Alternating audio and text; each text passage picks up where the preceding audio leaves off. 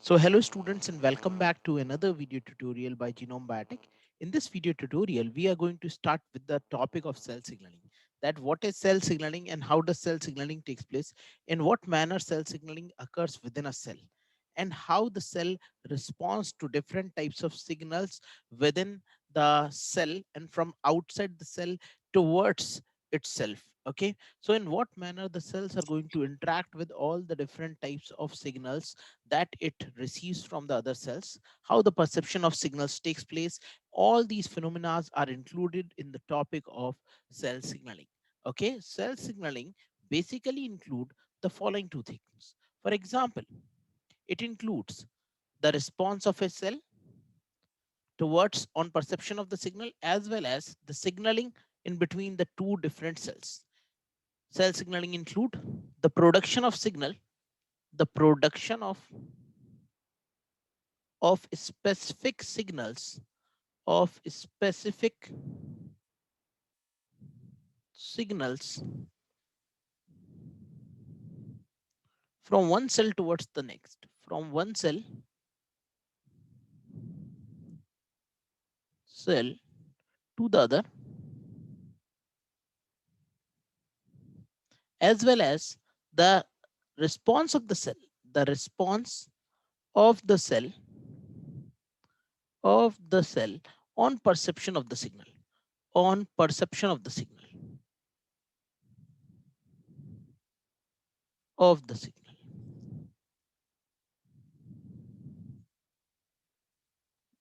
This first phenomena, the production of a specific signal from one cell to the other, is commonly referred to as cell signaling.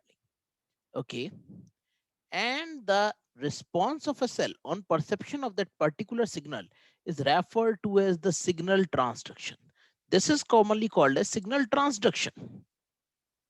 Now, for example, in the case of multicellular as well as in the case of unicellular organism, each and every cell remains in close coordination with the other cells present in the body. Those cells might be located closely or might be located at a far distance from the cell producing a particular signal. Such type of signaling can take place in between the cells present at distinct locations within the body, and such type of signaling is called as the endocrine signaling. This is endocrine. Whereas the signaling in between the nearby cells, which are quite close to each other, is referred to as the paracrine signaling. Okay, this is paracrine. Okay, so we are going to visualize that on the basis of distance, how the signaling can be categorized. The signaling can be categorized into several different types on the basis of the distance to which the signal is transmitted. For example, direct cell to cell signaling. The direct cell to cell signaling, in which one cell has to come in direct contact with the other cell so that the signaling can take place. This involves one-to-one correlation of one cell with the other, and this signaling is called as direct cell to cell signaling. We have already seen such type of signaling was taking place in the case of death receptors, in the case of TC lymphocytes. TC, T cytotoxic lymphocytes, were promoting the process of apoptosis. Okay, so apoptosis was being promoted when TC, T cytotoxic lymphocytes, were attacking the cell which was able to expose over itself the serine residues over the plasma membrane. That is, when the phosphatidylserine was being expressed, then the TC cells were able to recognize that phosphatidylserine and was able to lyse the cell through the formation of apoptotic bodies. Then endocrine signaling. Endocrine signaling refers to a type of signaling in which the signaling producing cell and the target cell are located quite a distance from each other. They have a great distance from each other, and this type of signaling is referred to as the endocrine signaling. Such type of signaling takes place in the case of endocrine system when the hormones which are being produced by one gland is going to influence upon the target which are present at a distinct location, at a distinct cell anywhere in the body. For example, the growth hormone being produced from the pituitary gland can influence the growth of your hind limbs cells also, as it influences the growth of the forelimbs. So such type of signaling is called as endocrine signaling. The greatest distance of the signaling particle is being traveled in endocrine signaling. Then the paracrine signaling, the localized signaling, or the signaling at a localized area within the nearby cell is commonly referred to as the paracrine signaling. The paracrine signaling, as you can understand, takes place in between nearby cells. It occurs in between nearby cells. For examples, if over your hand, if this is your hand, okay,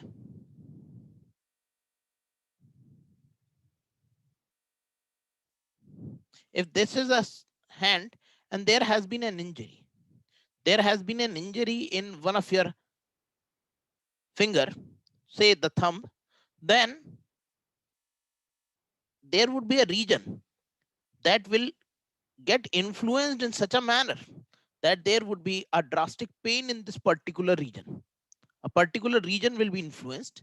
There would be high level of pain in this particular region. And such type of region, such type of cells will be referred to as the paracrine signaling cells. Okay, so there would be a localized region. In the case of immunology, we used to say that this region would be characterized by erythema and then swelling, redness, etc. Okay, so that localized region has gained excess sensation because of the secretion of localized hormone such as the prostaglandins. Glandins. And these were able to bind to cyclooxygenase receptors, COX receptors. These were the COX receptors. If you could remember, then there was a drug which was referred to as aspirin. Aspirin was commonly referred to as 2-acetoxybenzoic acid, aspirin drug, which was referred to as 2-acetoxybenzoic acid, benzoic acid, inhibits the above phenomena, and so it acts as an antipyretic, anti-pain relieving drug. Then there is autocrine signaling. Autocrine signaling is self-signaling, which takes place in the case of cancer cells. Such type of signaling occurs in the case of cancer cells, where the signaling molecule produced by the same cell will bind to a specific receptor present over itself. Then such type of signaling is commonly referred to as the autocrine signaling. And such type of molecules are being exhibited by the cancer cells that exhibit autocrine signaling, so that particular signals are going to bind to a particular receptor. And once they are going to bind to a particular receptor, they are going to induce a signal transduction pathway towards a particular gene. Okay, is this clear? So this is how we can categorize the cell signaling by our first methodology, in which we can categorize the signaling on the basis of the distance to which the signal has been transmitted. So you can see here, cell signaling can take place either by the four mechanisms, by the mechanism that is direct cell to cell contact, by the action of secreting signaling molecules. Now secreting molecules can be the endocrine signaling molecules. Okay, they can be the next one that is referred to as the paracrine signaling molecule. Okay, and the third one, which is commonly referred to as the autocrine signaling molecule, where the same cell is going to produce a particular signal which will bind to its own receptor. Then this is referred to as the autocrine signaling molecule. Now next point. So again, moving to Pathfinder. So this is what, how the signaling is going to take place. Now, signaling transduction is the process of converting extracellular signal into the cellular responses. Now, signal transduction, as I have already told you, in the case of signal transduction, the extracellular responses are being transferred into potential signals which are being produced in the cells. Signal transduction is the process of converting extracellular signal into cellular responses. There are specific responses which are being produced in the cell, and those responses are referred to as the cellular responses upon perception of the signal. Okay. Now, the signaling molecules, on the basis of signaling molecules, we can classify that there are basically two different signaling molecules that are possible. Which are the two different signaling molecules that are possible? One is referred to as the steroid signaling molecule, that is fat soluble or lipid soluble. Another one is referred to as the protein signaling molecule. For example, this is a cell. Now, this cell is going to produce a signal. If this cell is going to produce a signal, it is going to either produce a steroid hormone or it is going to produce a protein hormone. Supposingly, it produces a steroid hormone. This is a steroid hormone. So steroid hormone, if it is going to be produced, then a steroid hormone will directly enter into the other cell. Why? Because the steroid hormone can effectively pass through the cell membrane, because cell membrane is a phospholipid bilayer. The steroid molecules will be able to pass. But what about protein molecules? If protein molecules are going to be produced, then protein molecules will have to bind to specific receptors present over the cell. This is the type of a receptor that is going to be present over the cell, and then this molecule is going to bind to this particular receptor. Recording. Now you can see that this is the cell that is producing a particular signal, and this is the recipient cell. Recipient cell. What do you mean by the cell recipient? Recipient cell is the cell which is going to receive the signal. Okay. Now the signal has been produced. This signal can be a steroid signal. Such type of signal which can transfer through the plasma membrane are said to be the steroid signals. Steroid signals. And those which are unable to transfer through the plasma membrane are referred to as the protein signals. Okay. Protein signals. Protein based signals. Okay. These protein based signals can bind to an extracellular receptor. Once they bind to an extracellular receptor, now they will always produce a low molecular weight compound that is referred to as secondary messenger called as cyclic AMP. And then cyclic AMP is going to move into the nucleus and then bind to a target DNA, where it will change the rate of transcription or translation. Now, in order to transfer a particular signal molecule to someone else in your colony or in your school, there are basically two methodologies. One, either you goes to the house of Mr. Sharma and you visit the Mr. Sharma's house when Sharma uncle is not at home, and you transfer the signal directly to the to someone at Mr. Sharma's house. Okay, so this signal has been transferred. This is referred to as the steroid hormone. This is how steroid hormone work, because steroid hormones can effectively transfer through the plasma membrane. So their receptors are always present in the cytosol or sometimes within the nucleus. And their receptor for steroid hormone are referred to as steroid response element. Steroid response element. Those elements of the cell that responds to steroid response elements. Now, in the other pathway, you can see that there is a protein-based signal, and this protein-based signal is being perceived by our plasma membrane transverse protein, which will produce another molecule that is referred to as a cyclic messenger and cyclic AMP, which is a low molecular weight compound and has the ability to transfer the signal to a particular receptor present within the nucleus.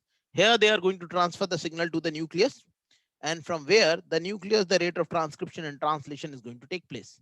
This is how cell signaling takes place. So the cell signaling can again now be categorized into steroid-like cell signaling or protein-like cell signaling. You can look at the following diagram. Steroid hormones, as I have already told you, will directly bind to their receptor in the case of cytosol, which is also referred to as the steroid receptor. And these receptors are also commonly referred to as the steroid response element. Steroid response elements.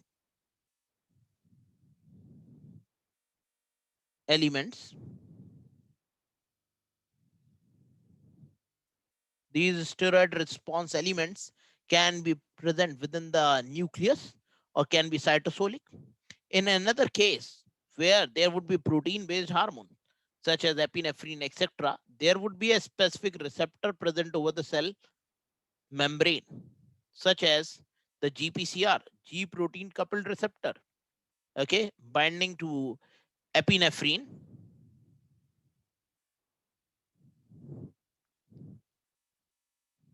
or adrenal gene, and they will be inducing the production of cyclic AMP from ATP getting converted into cyclic AMP, production of a secondary messenger through an enzyme, and that enzyme is commonly referred to as the adenylate cycle. This is an enzyme which is present, and this enzyme is commonly referred to as the adenylate cycle. Of course, you might be wondering that, sir, you have not made the alpha subunit, the beta, and the gamma subunit. I'm making all those subunit, different subunits, alpha, beta, and gamma subunit of the GPCR. Okay, so this is how the GPCR is going to work. Now, this is a protein. That is why it is quite slow in action, whereas the steroid hormones are quite faster in action. So now the cell signaling has been categorized into two different types: steroid hormone like cell signaling and protein based hormone like cell signaling. Okay, is we can see that there are several different examples of signaling molecules. The signaling molecules may include the following. One is called as the epinephrine, norepinephrine, glucagon, insulin, gastrin, secretin, cholecystokinin, ACTH. Now, which are these hormones? These are all protein-based hormones. As the name indicates, insulin. You would have heard, you would have learned about this particular insulin, that this insulin was the first protein whose sequencing was being done. It was made up of 151 number of amino acid by Sanger. Sanger also got the Nobel Prize for it. And these are all protein-based hormones. Protein-based, as these are protein based hormones. Okay, so these are going to bind to specific extracellular receptors present over the cell. Okay, so these are extracellular receptors. See, signaling molecule that interacts with cell surface receptors present extracellular.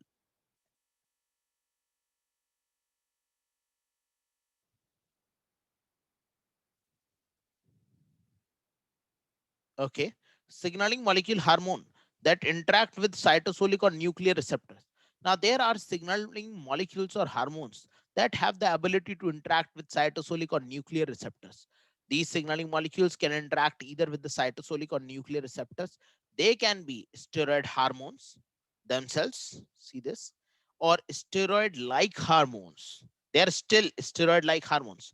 There are certain non steroidal hormones such as thyroxine, retinoic acid, retinoids derived from the retinol. These are present in the retina of eyes. Okay. And so these can directly transverse the plasma membrane, reaches into the cytosol, as well as reaches into the nucleus, and can lead to change in the rate of transcription of particular genes. See, the mRNA has been produced from them. So these are steroid hormones, steroid-like hormones, or non-steroidal hormones. Exceptionally, there is a very important exception. Many number of times this question has been asked, so please note it down. Brasinosteroids, brasino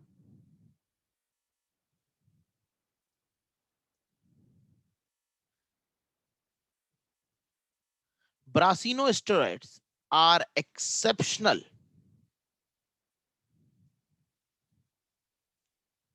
Brasinosteroids are exceptional, as these are steroids, but always have extracellular receptors, have an extracellular receptor, extracellular receptors. They always have an extracellular receptors present over themselves. So these are quite exceptional in nature. Okay. So that is why they are considered to be exceptional. Now, The signaling, as I have already classified, can be categorized on the basis of the distance into juxtacrine, endocrine, paracrine, autocrine signaling. Signaling molecules have been classified on the basis of the steroid-based hormone signaling, the protein-based hormone signaling. The steroid-based or protein-based hormonal signaling. Now, the third way to classify the cell signaling is that where from the signal has been generated. The signal can be generated extracellularly or intracellularly. A cell has the ability to produce its signal within itself. And so that type of signaling will be referred to as intracellular signaling. Or there are signaling molecules derived from outside the cell, from the environment. That is called as extracellular origin of the cell signaling. So you can look here.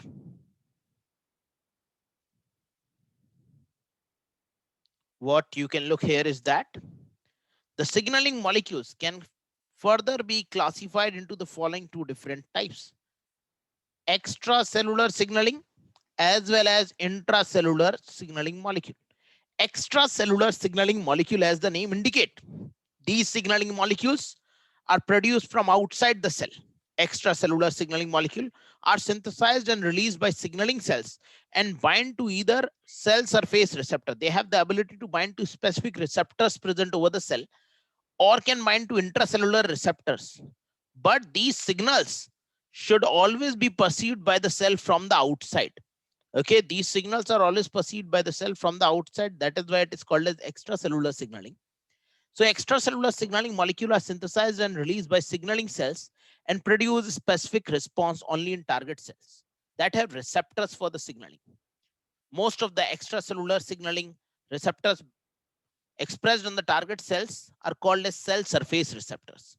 So now, what are the key primary prerequisite for the cell signaling to occur? If the cell signaling is taking place, that then what are the key factors which are being required? First, cell signaling prerequisite, signaling prerequisite,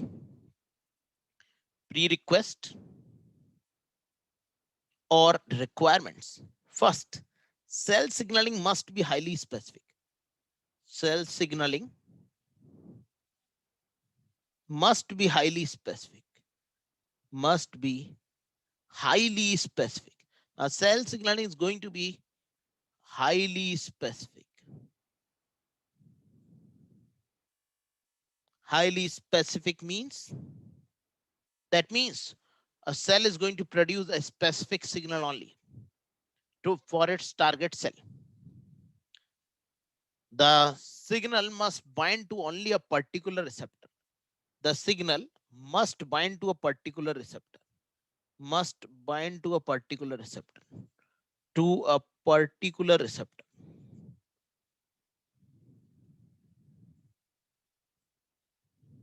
What I am trying to say here is that supposingly a cell is producing a signal. Now this cell cannot provide the signal to all the cells nearby it. This is a wrong strategy. The signal must be specific to a particular cell only, or at least it should be specific at that particular time for a particular. This is a wrong strategy. If you are going to generate a signal only for that particular cell. And this strategy is right. Only for a particular cell, the signal has to be generated. Okay. To which cell the signal is going to bind? The signal is going to bind to a cell possessing a particular receptor. Now, supposingly, one of our student in our class produces a signal towards another cell, then what could happen? Do that signal will bind to the nearby bull and the bull will come running towards that student? No, the signal is going to bind towards a particular cell in which the student might be interested. Okay, and in only that cell that will have the receptor also. Okay, so cell signaling is highly specific. A cell produces a type of signal only for a particular type of cell, and that cell that is going to receive the signal that must have a receptor present over itself. Now, sometimes what happens in the case of cell signaling is that this cell produces enormous number of signals. Okay, 1 signal, 2 signal, 3 signal, 4 signal, 5 signal, 6 signal, 7 signal. Okay, but there is no response that is being received. Why? You can conclude the two things. Either the cell lacks a receptor, okay, or your signal is not able to bind to the receptor, or the cell didn't want to respond. Cell is saying, I'm going to ignore this particular signaling molecule. Okay, so the cell consulted her friend, and her friend said, just try to ignore that particular guy. Okay, so the cell is ignoring you. Still, you keep on making the signal. The cell is going to block you. How? The cell is going to internalize its receptor. Okay, now when there would be no receptor, there would be no signal. Okay, now where the signal is going to bind? There is no receptor, so the signal cannot be perceived. Still, you keep on producing the signals on and on and on and on. Then what is going to happen? Then ultimately it is going to cleave its own receptor, and there will be no receptor to make the new signal. Okay, this is how cell response. Excessive cell signaling leads to excessive cell signaling. Excessive cell signaling leads to acclimatization of the receptor, acclimatization of the receptor, or you can say saturation of receptor, saturation of receptor,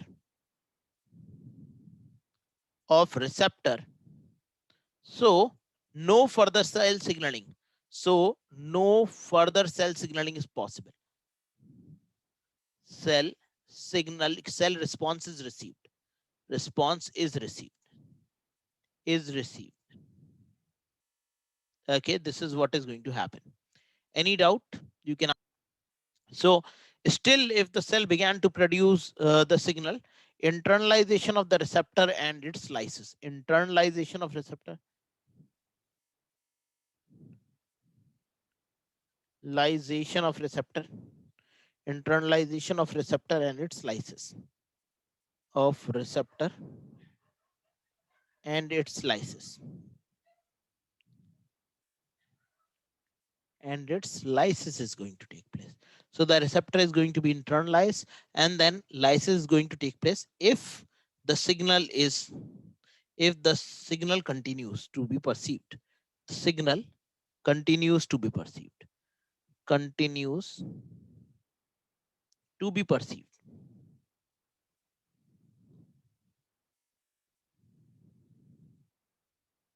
Okay, this is how the process takes place.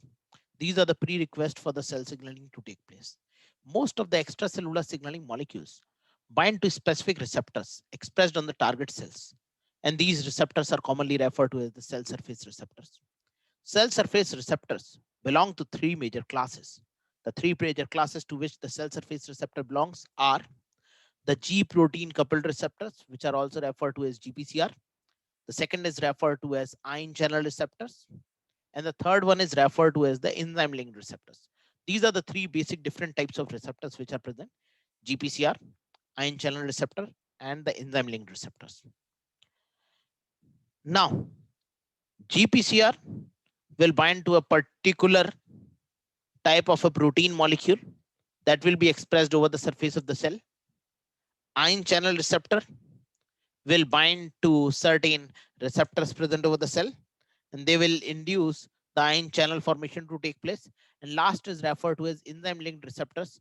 These enzyme linked receptors have specific enzymes attached to themselves. Okay, so these are the basic three different types of receptors that are being found on the surface of the cells. Now we are going to look at all these receptors and their modus operandi and how they functions. Okay, next point. Binding of extracellular signaling molecules. Whenever any extracellular signaling molecule binds to the particular receptor, okay, whenever the binding of extracellular signaling molecule take place to the cell surface receptor, It leads to an increase or decrease of a low molecular weight intracellular signaling molecule. And these molecules are commonly referred to as the secondary messengers. These secondary messengers include several different compounds, such as cyclic AMP, such as cyclic GMP, such as diacylglycerol, inositol 145 triphosphate, phosphatidyl inositol, and calciamines. These are the different signaling molecules that are going to be produced.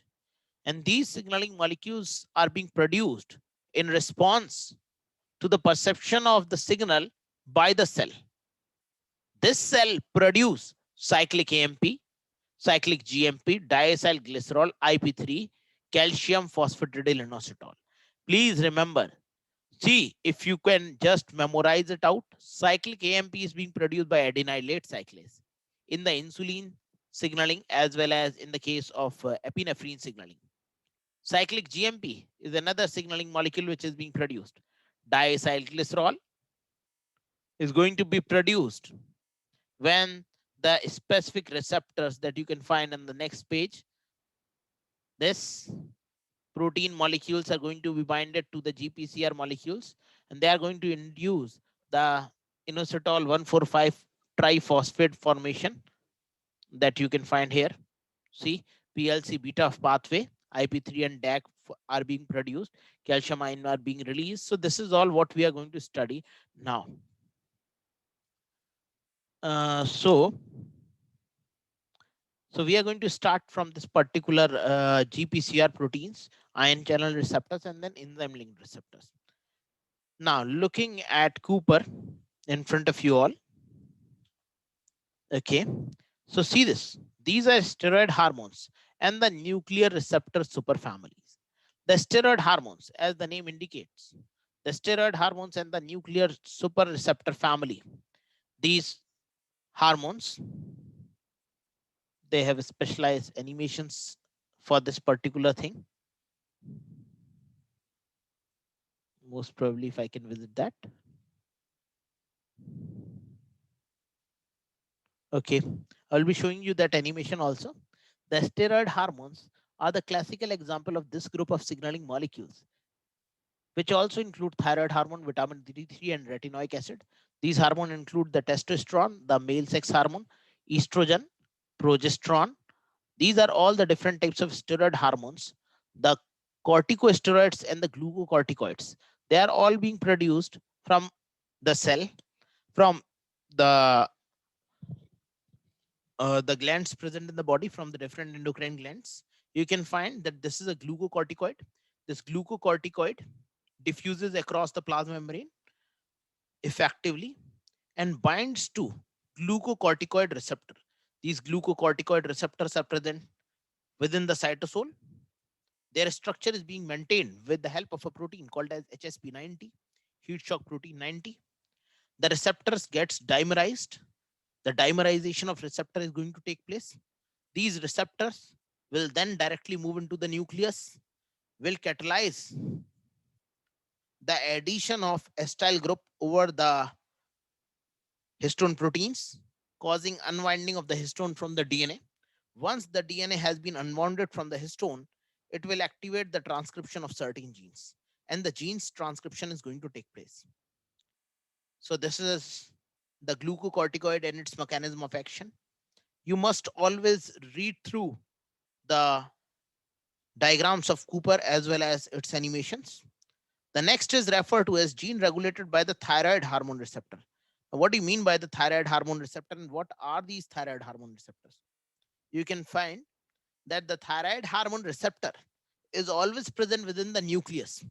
The thyroid hormone receptor is always present within the nucleus. They always remain bind to the DNA in the presence or in the absence of hormones. Okay, so this is an HDAC,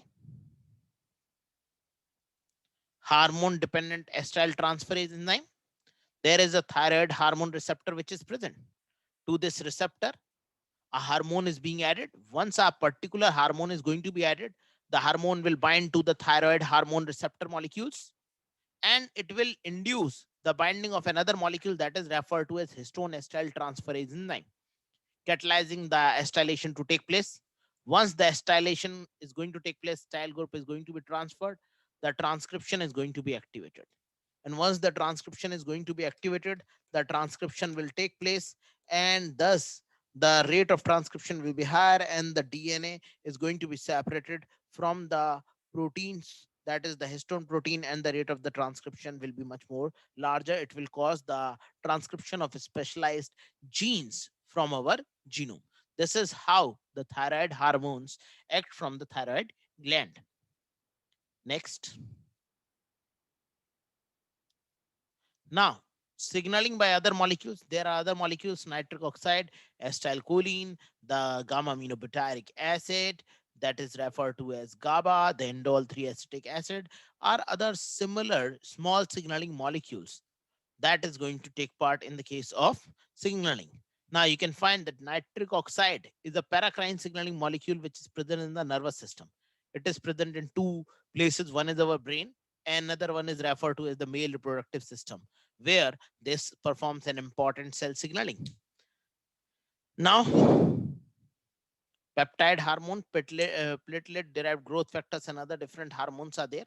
This is the hormone, the epidermal growth factor, that you can find, which is made up of 53 amino acids, and this is going to induce another type of cell signaling. Now, G proteins and cyclic AMP cell signaling, that is the structure of G protein coupled receptors. How does cell signaling takes place from the G protein, and summarize the role of cyclic AMP in the process of cell signaling. Before we look forward in the GPCR, let me also explain to you a topic that is referred to as agonist and antagonist. Firstly, we have to complete this topic. Okay.